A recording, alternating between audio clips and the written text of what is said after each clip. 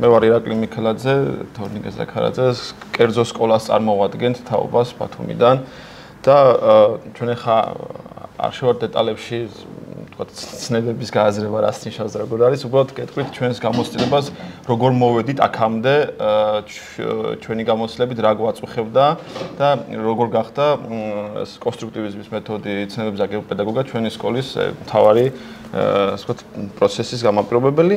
დავიწყებთ იმით, რომ მქონდა სირთულეები და ყველა სკოლას ალბათ აქვს მსგავსი სირთულეები, ეს ეხება როგორც სასწავლო პროცესს, ასე თუნდაც არ გადადის. ხო. სასწავლო პროცესს, ინსტიტუციურ მდგრადობას და მასწავლებელთა პროფესიულ განვითარებას სკოლის ბაზაზე.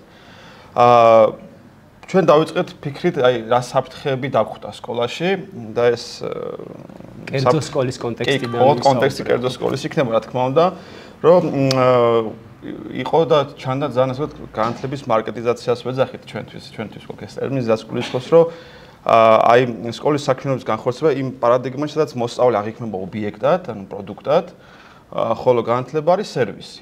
და კერძო სკოლების კონკურენცია, ასე ვთქვათ, გადასული იყო აი სერვისების შეთავაზებების შეჯიბრში, კონკურენციაში, რომ აი რა მეტი და ასე ვთქვათ, განათლების არსი მეორე ხარისხოვანი ხდებოდა.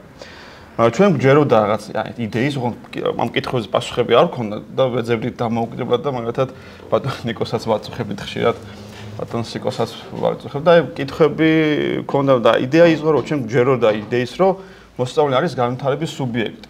რომ გამორიცხულია მოსწავლეს ვერ ვასწავლეთ, ისე თუ არ თანამშრომლობთ მასთან და არ აღვიქვამთ მას როგორც ჩვენს კოლეგას, ასე ვთქვათ, განათლების პროცესში. და ამ კითხვებზე ძიებით, რომ როგორ მოახერხოთ ეს, რომ მოსწავლე გახდეს განათლების სუბიექტი და ვითანამშრომლოთ, ანუ მასწავლებელი და მოსწავლე იყოს თანაბარი, ასე ვთქვათ, კლასში არ იყოს მასწავლებელი მასზე ზემდგომი პირობითად და რაღაც თანამშრომლობით უფრო კარგად ისწავლის, ამის გვჯეროდა ღრმად და ეხაც გვჯერა, რა თქმა უნდა. და ნუ პასუხი იყო, რაც ამაზე ორი დღეა ვსაუბრობთ, არის შემოქმედებითი დავალებები, კომპლექსურებს რაღაც არ ვიყენებთ, ჩვენ რომ ასე ვთქვათ, ჩვენ ეს არ იყო ეგრეთ სავალდებო, ხო, სავალდებო, ანუ ჩვენ ასე შემოქმედებითი დავალებებს ვიძახით და გვინდა რომ ეს არის ერთ-ერთი საშუალება, რომ ეს თანამშრომლობის პრინციპზე ავაგოთ ჩვენი სწავლების მეთოდი და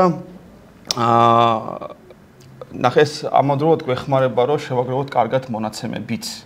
იმიტომ რომ თუ ჩვენ არ გვექნება, ასე ვთქვათ, ვალიდური, ობიექტური მონაცემები, ჩვენ სასკოლო კურიკულუმსაც ვერ განმავითარებთ და სასკოლო კურიკულუმი მოიცავს ყველაფერს, ეს სასწავლო პროცესსაც, მმართველობის პროცესსაც და მთელი წაიც სკოლის ცხოვრება არის სასკოლო კურიკულუმი და ამოვდივართ აი პარადიგმიდან ძალიან ესეთი ის არის. მეორე საყვარელი ფრაზა არის, რომელიც გვეხმარება, რომ мотиваცია გქონდეს მუდმივად, ეს არის, რომ რაც მორალურად სწორია, პრაგმატულადაც გამართულია და სკოლის ხელმძღვანელობასაც ამას ვუწევთ, რომ ეს მორალურად სწორია, რომ ბავშვი განმავითაროთ და იყოს ჩვენი თანამშრომელი და ეს პრაგმატულადაც როგორც კონკურენციისთვისაც კარგი იქნება და გამართლებული იქნება პრაგმატულადაც.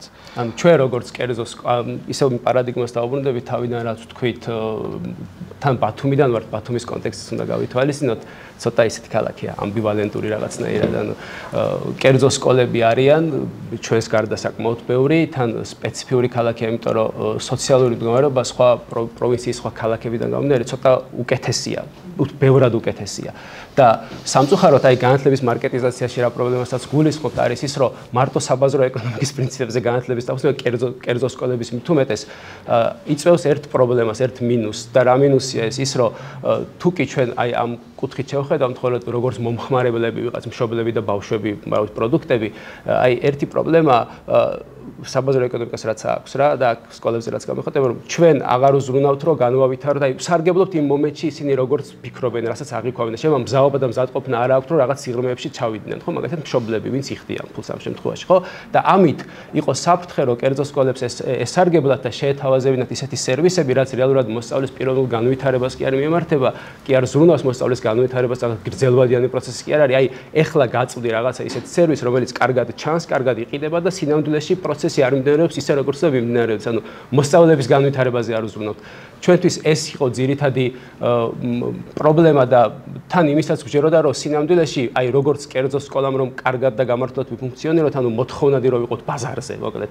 ამისათვის მორალურად და პრაგმატულად მართლა სწორია რომ ჩვენ ეს შევცვალოთ ცოტათი აი ლოკალურ დონეზე, სადაც ჩვენ ვართ, რომ ჩვენ ახალი დღის წესრიგი შევქმნათ, მაგალითად ბათუმის მასშტაბით, რომ იცი რა ჩვენ ცოტა სხვა მიმართულებით მივდივართ, ჩვენ მოსწავლეების განვითარებაზე უზრუნავთ სასწავლო პროცესს, ვაფუძნებთ აი ცნებებზე, ცნებების გააზრებაზე, მონაცემებს ვაგროვებთ მათ პროგრესზე, თანამშრომლობთ თქვენთან ამავდროულად და ეს ახალი დღის წესრიგის შემოტანა გვინდოდა ან კერძო სკოლების აი ამ მიმართულებითაც გვინდოდა რომ შეგვეცვალა. და ეს ხო აი შემდეგზე თუ გადახვალ კარგად ჩანს, ანუ გამოსავალი რაც იყო ჩვენთვის იყო ძალაუფლების აი სასკოლო კურიკულუმის კონტექსტში რო ვისაუბროთ, გუშინ ბატონმა ნიკომაც აღნიშნა და ჩვენთვისაც სასკოლო კურიკულუმი არ არის მარტო პედაგოგიკური მიდგომა, ანუ როგორც პედაგოგიკა, ასევე პოლიტიკა სკოლის და სკოლის პოლიტიკაში გულისხმობთ იმას, რომ ჩვენ თუ გვინდოდა და გვინდა რომ თანამშრომლობითი სწავლება იყოს და მოსწავლე სუბიექტის პარადიგმაში განვახორციელოთ, ჩვენ ხვდებოდით, რომ ეს და ხვდებით ეს ვერ განხორციელდება თუ ზოგადად სკოლაში არ მოხდებოდა ძალაუფლების დელეგირება და რეალური მონაწილეობა არ იქნებოდა ამ პროცესებში. ანუ ჩვენ ვერ ვაიძულებდით მასწავლებლებს და ახაც იგივე აზრზე ვართ, რომ რაღაცა გააკეთონ, იმიტომ რომ ასე უნდა გააკეთონ, რომ 2 ან 3 ადამიანს, ვისაც მეტი ვთქვათ, შესაძლებლობა აქვს, რომ რაღაცა იდეა განახორციელოს, ამის ჯერა. მოკლედ ეს იყო რა. ჩვენ გქონდა და გვაქვს უფრო მეტი ვთქვათ, შესაძლებლობა რაღაცა პოზიციიდან გამომდინარე, რომ რაღაცა იდეა მივიტანოთ სკოლაში, მაგრამ ჩვენ იმისაც გვჯერა გულწრფელად, რომ შეუძლებელი ეს იდეა განხორციელდეს, მაგალითად ცნებების პედაგოგიკა, ან კონსტრუქტივიზმის პრინციპზე, რომელიც ჩვენი მოგონილი არ არის, ან ზოგადად ხო ეს პარადიგმა საგანმანათლებლო, თუკი ის ადამიანები, ვინც ამას ახორციელებენ, მაგალითად მასწავლებლები, რეალურად არ იქნებენ ამ პროცესის მონაწილეები, ანუ რეალური მხოლოდ ინფორმირება კი არ მოხდება, მოდი ეს კარგია და აი კონსულტირება მაგალითად ხო გვიწერია. არამედ რეალური მონაწილეობა მათი, ანუ პარტნიორობა, ერთად განხილვა, ერთად დაჯდომა. ეს იყო პირველი ეტაპი, რითაც დავიწყეთ. ანუ ჩვენ წერდით ბატონ ნიკოს რაღაცას, ვთქვათ, ვეთანამშრომლებოდით და ვაზუსტებდით რაღაცებს, რაც ჩვენთვის გაუგებარი იყო, ან კითხვას აჩენდა მაგალითად ამ ცნებების პედაგოგიკაში და ამ მიღებულ ინფორმაციას მე უბრალოდ კი არ ვაწვდიდით მასწავლებლებს და ვაწვდით, რომ აი ეს ასე არის, ნიკომ გვითხრა, რომ ეს ასე არის. არამედ მათთან რეალურად განვიხილავდით ამას და ვცდილობდით, რომ თვითონაც დარწმუნებულიყვნენ, თავიანთი პოზიცია ეთქვათ და რაღაცა საერთო შეთანხმების საგანი ყოფილიყოს რა. აი როგორც ვამბობთ, თანამშრომლობა უნდა იყოს მასწავლებელს და მოსწავლეს შორის, ასე ვფიქრობთ, ანუ ადმინისტრაციასა და მასწავლებელს შორის უნდა იყოს თანამშრომლობა, რომ მაგალითი იყოს ყველასათვის, რომ ეს არის აღიარებული ღირებულება და მხოლოდ თანამშრომლობით განვითარდებით ჩვენ, როგორც მასწავლებლები და ასევე როგორც მოსწავლეები.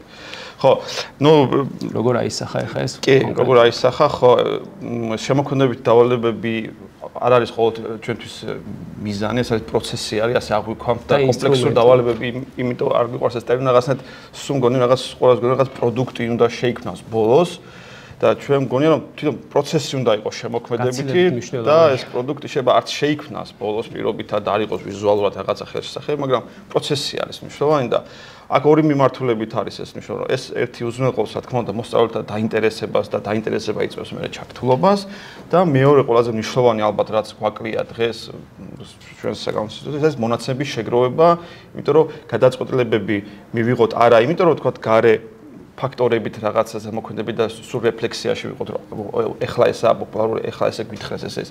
არამედ შიდა სასკოლო გამოწვევებიდან გამომდინარე განვავითაროთ ჩვენი პირადი სასკოლო კურიკულუმი და ეს მონაცემის შეგროვებაც გვეხმარება ძალიან კარგად. ორი მიმართულებით ვაგროვებთ მონაცემებს, რომელსაც შემდგომში ვაანალიზებთ. პირველი არის სამიზეცებების მიმართულებით პროგრესი, ეს შემოქმედებით დავალებებზე მუშაობის პროცესი მასწავლებლებისთვის არის მონაცემების მოგროვების წყარო და შემდგომ ანუ ამის აღწერას აკეთებს, აღიწერება სპეციალურ ფორმაში და აკეთებს ასევე საკუთარი საქმიანობის რეფლექსიასაც. შემდეგ ჩვენ ვაკეთებთ მოსწავლეების გამოკითხვას ზოგადად ამ ორი მიმართულებით ცნებების გააზრების სასწავლო პროცესში და ამ მონაცემების ანალიზის საფუძველზე ვიღებთ გადაწყვეტილებას, რომელზეც დავაფუძნებთ შემდგომ სასწავლო პროცესს. ჩვენ და ეს რაში დაგვეხმარა ეხლა გამოტანი არ გვაქვს დავასრულებთ, ანუ რეალურად ჩვენი სასკოლო კურიკულუმი ამ ეტაპზე და გვიხარია რომ განსხვავდება სხვა კურიკულუმებისგან არ არის გადმოკოპირებული, მაგალითად ჩვენთვის ცნებების გააზრება, ცნებების პედაგოგიკას მიუყვებით არის ყველაზე მნიშვნელოვანი, ამიტომ თემები არის უბრალოდ კონტექსტები და მოსწავლების ინტერესები, რომ ვიცით რა აქვს და მათი საჭიროებები, იმის მიხედვით შეგვაქვს თემები, ანუ კერძო სკოლა ვართ, შეიძლება მეტი თავისუფლება გვაქვს, მაგრამ ამას ვაკეთებთ, ანუ ჩვენთვის არ არის მიზანი რაღაც საკითხების ჩამონათვალი თუ ამოწურვა და თემების გავლა და ჩავლა. შეგვაქვს მათთვის საინტერესო რაღაც ვცდილობთ მათი ინტერესების მიხედვით და ასევე გვაქვს, რა ვიცი, კლუბები, ისეთი პროექტები, რომელიც მართლა ანუ იმიტომ კი არ გვაქვს რაღაც რომ და იმიტომ კი არ არის რომ ჩვენ მგონია რომ კარგი იქნება თუ ბავშვებს ეცოდინებათ, რა ვიცი, რაღაცა რა შეიძლება რა გვინდა, რა ვიცი, ბერძნული მითოლოგია. ბერძნული მითოლოგია, რომელიც ჩვენ ძალიან გვიყვარს, ხო? და განასხვავონ ჰეფესტო და ჰერმესი. დაინტერესდა ჭირდება ეს უკვე ეს კვლევები მონაცემი გვაძლევს საშუალებას. სინამდვილეში დადგინდა რომ ჩვენ ბავშვებს გაცდებით უფრო მეტად აინტერესებთ 90-იანი წლების საქართველოს და მაგაზე გააკეთეთ შევქმენით, რავით, კლუბი, სადაც იკვლევენ 90-იანი წლების საქართველოს და 90-იანი წლების საქართველოს კონტექსტში იკვლევენ ძალაუფლების ცნების ფენომენს ან საზოგადოების ცნების ფენომენს, ანუ იაზრებენ უბრალოდ. აი ეს არის ის მოკლედ დავასრულებთ ხო ანუ პრინციპში. და ანუ ალბათ კარგი იქნება შემოგვიდეთ დავალება მარტო ჩართულობისთვის არ არის კარგი. შემოგვიდეთ პროცესი არის კარგი სწორი მონაცემების შეგროვებისთვის და შემდეგ აი ამ მის საფუძველზე სწორად განმავითაროთ სასკოლო კურიკულუმი და იყოს მორგებული იმ კონტექსტზე, იმ ბავშვებზე, რომელიც ამ სკოლაში არიან და არა თქვათ ზოგადად რაღაც ქალაქს მოვერგოთ რეგიონს ან სხვა პირობითად. მოკლედ, ახალი სკოლის მოდელი თუ, რა ვიცი, ახალი ეროვნულ სასწავლო მესამე მოსწავლეობა ჩვენთვის იყო ინსტრუმენტი, რომ მოსწავლეების ინტერესები და საჭიროებები გამოგვეკვლიათ და, რა ვიცი, თანამშრომლობით ღირებულებებზე დაფუძნებული სასწავლო პროცესი ქონდა სკოლაში და ხო. ამიტომ ჩავერთეთ ამ ახალი სკოლის მოდელში ისე რომ არ ჩავრთულ ვართ ჩვენი ინიციატივით. მოკლედ ეგ არის საბოლოო შეფასება, რაც შეგვიძლია ვთქვათ. ხო. მადლობა, ძალიან დიდი 10 წუთს არ თავარი ამოცანა იყო 10 წუთი არ გადაგვეცინებინა და ეგ იმედია შევასრულებთ. მადლობა.